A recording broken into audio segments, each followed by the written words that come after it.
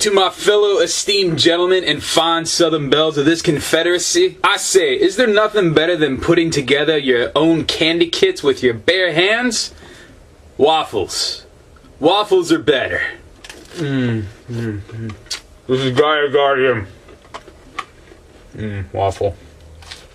So it was the Decepticon who requested I do a review of the entire first season of G1. So while I'm not opposed to doing something like that, it's just not something I can get done within a week's time, which is usually what I commit to doing a review. So for now, I'm just going to give you a review of Gaia Guardian, and do that G1 review later down the line. And you know, while I'm at it, thank you to ATHF10 and Optimus0420SL for subscribing to me.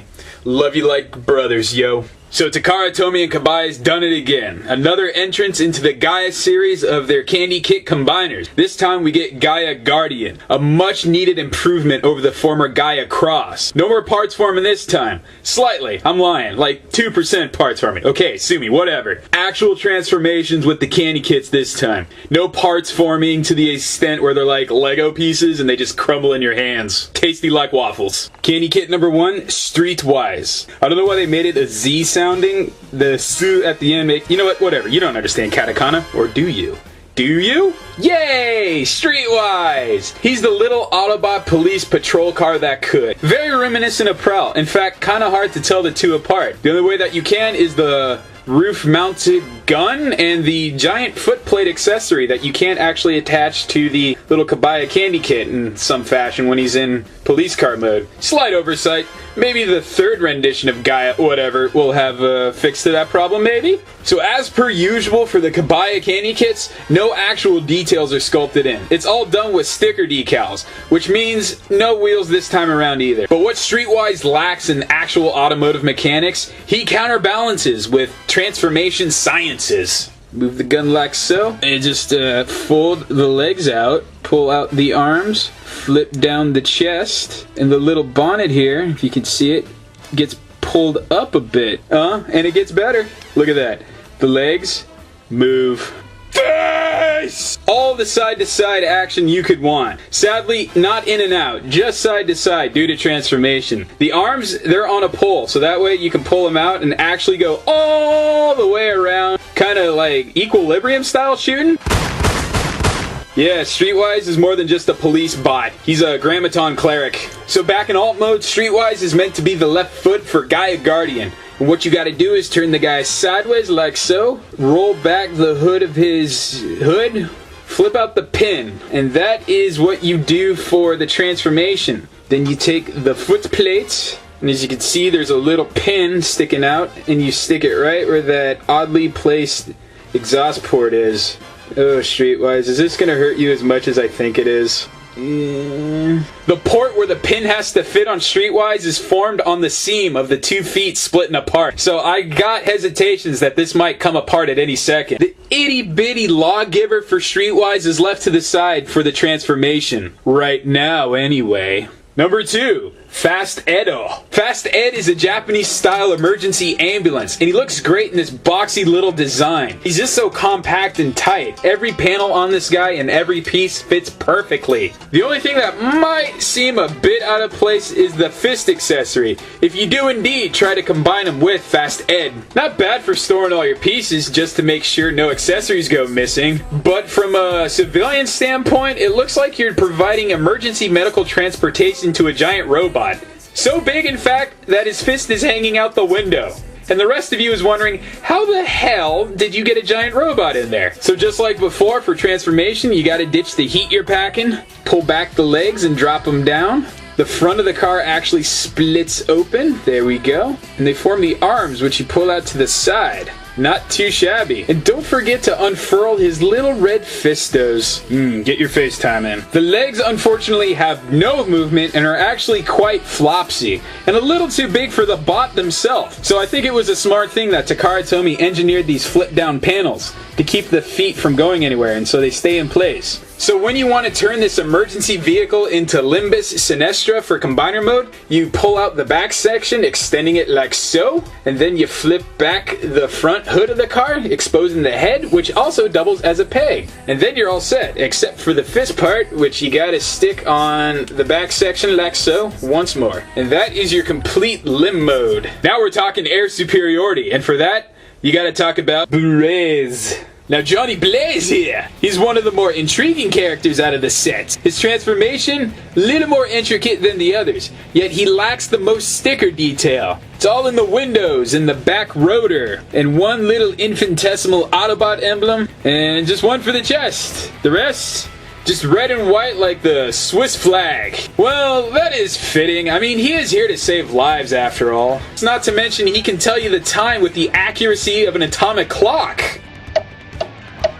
The spinning helicopter blades are a nice touch, but like all Transformers fans, I wish they doubled his weapons. But hey, watch this! Collapse the blades, split that tail rotor and fold it to the sides, then pull the legs back, pull back the hood of the helicopter, put the arms to the side, and oh yeah, don't forget the legs down here too, because he's gotta walk. Blaze! Someone looks like Nick Cage.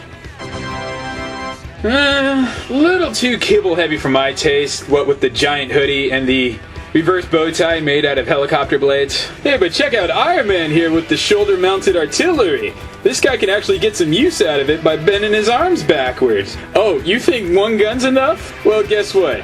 He's got 4 at you. Suck it, you're dead. So just like before, collapse the helicopter blades, pull back the hood into a hoodie, make sure your head is turned into a peg. Already done it. Pull back the rotor like so, extending it, and flip these to the side, which will expose the peg hole for your fisto. And this is the scary part once again, because the peg hole is on a split, so will it stay? Oh, it'll stay. Alright. Now this next bot in particular, Groove! He's a motorcycle! Who'd have guessed this was the nail that caused the pain in my ass? I gotta be fair though, this is really good. It might just be the super glue that's holding it together at this point, but this dude, rock solid. Can't find any fault with his vehicle mode. It actually rolls. This one rolls. The wheel rolls. Not these wheels, these are feet, but this wheel rolls. They actually did it. And I do enjoy the transformation on this one. Pull back the legs, flip the front wheel back and around, tucking it away. Put these arms at the sides, and the head peg gets flipped up. Split the feet, and this is cool, the feet right there, well, they have little tabs that form toes. So, yeah, not bad. Sticker detail helps this guy out immensely. The arms got that full rotation so you can wind up and do the pitch, and the legs, just like the others, side to side shuffling. He is a motorcycle from Japan after all. Maybe that would explain why he kinda resembles Kamen Rider. Out of the whole set though, Groove is saddled with the worst weapon. Just a single barrel pea shooter that's just pathetic. Are you gonna quake in fear even if a 30-foot tall robot is holding this? No. I'd point and laugh. So back in Kamen Rider mode, you take that front wheel axle, flip it back once more, move these arms out of the way because you got to get access to the head peg, and this time you flip it backwards. Then you put the arms back where they were, you take the ports and post it on the foot plate peg, which is on another split. These guys are killing me. Wow, for an Autobot, that is one evil cycloptic looking foot. Well, now that we've got the limbs done, we can finally move on to the more crucial systems for our combiner. You know, the vasculatory system, the kidneys, the spleen. Skyfeather! I ask you, what would a Defensor homage be without an F-22 strike jet? So jet mode? Not much. I mean, there are some sticker details, but it's mostly just a red jet. What you see is what you get with an additional gun attached to the side. Now, jet mode's all fine and candy. I mean, he's got plenty of firepower, and he looks the part of a jet. It's robot mode that makes me see question marks. It's got some nice long legs that come down, little pieces underneath that form toes. Pull back his wings, so that way you have room for his arms to come back. put the cockpit section down, and that is more or less Skyfeather, who is just a Igor-looking Frankenstein's helper kind of transformer. He can't move his arms. They're stuck like that. And no, I don't see the point in giving him a gun either if he can't lift it. He has to turn like this to fire it. And then there's his shoulders, which peek above his head, like some sort of starched collar on 80s guy. Let's face it, you transform this guy to robot mode to admire his stickers, and also look at his RoboCop-inspired head. Luckily, there's torso mode, which I happen to have right here. Just pull the legs back, flip the arms up to the side, lift the wings, legs go down like that, canopy goes down like that, and if you happen to notice that Autobot symbol's covering a hatch, you lift that up to reveal the head of the combiner. If you don't break it off first, you son of a... not gonna stay up quite right, but hey, that's actually looking better than robot mode, so torso mode can unofficially be the better robot mode. Even though robot mode's a dud and Skyfeather can't make use of his weapon, I still really like this. It kind of looks like a Flash Gordon ray gun. So up until now, all of these vehicles have been of earthly origin, which means Heat Rock is the odd man out. Now I totally get how a double-barreled drill tank can act as a rescue vehicle, reaching people that are buried alive, getting underground to rescue people who might have been caught in a cave-in, stuff like that. This, however, was meant to fight Godzilla. You can't fool me. I mean, take a look at that gun mounted on the top. Look at those rocket pods on the back. Look at the heft these twin drills have. This had no other intention other than to take down giant radioactive lizards that terrorize Tokyo. I know better. So even though it's less rescue vehicle and more flagship of the oncoming Armageddon, this is my favorite one out of the whole set. Best vehicle mode, best transformation, best robot mode. This one has it all. And this guy is actually where some parts forming is required, but not so much that I mind it. Just remove both the drills, pull the legs down.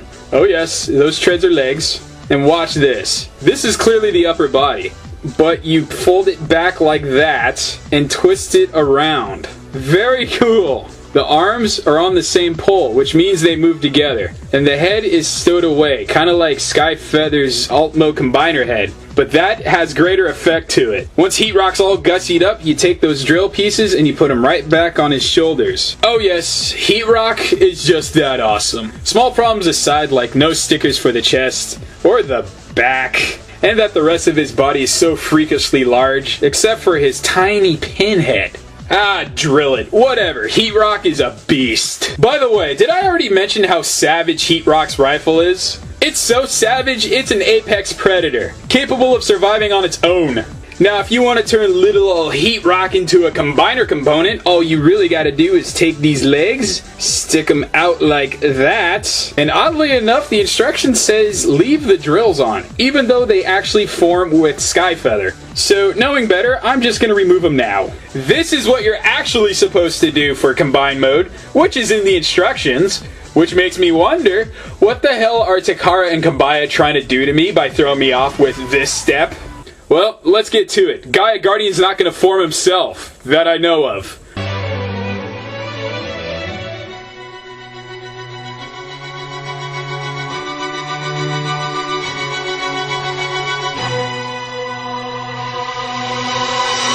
Gaia Guardian! Sans the foot plates, because like I feared, they weren't going to stay on. The combiner head too, a little floppy. It's not going to stay up straight, no matter how much I pray it will. But the rest of it, sheer awesomeness. This is leagues above the Gaia Cross that came out months ago. This is far more sturdy and far more effective as a combiner. Oh, and did you see how much better these weapons combine? Gaia Guardian is even capable of more than this. There's another Kabaya kit out there that has Hotspot, and you can combine Hotspot as the main torso component. And I can't wait to get Hotspot to try it. So while it is lamentable that some of these flaws are actually like 2 steps backwards from the previous Gaia set, it's still way up there in the improvement scale. You can't go wrong. There is nothing better than Gaia Guardian at the moment. Well, I take that back. Waffles. Waffles are much better than Gaia Guardian.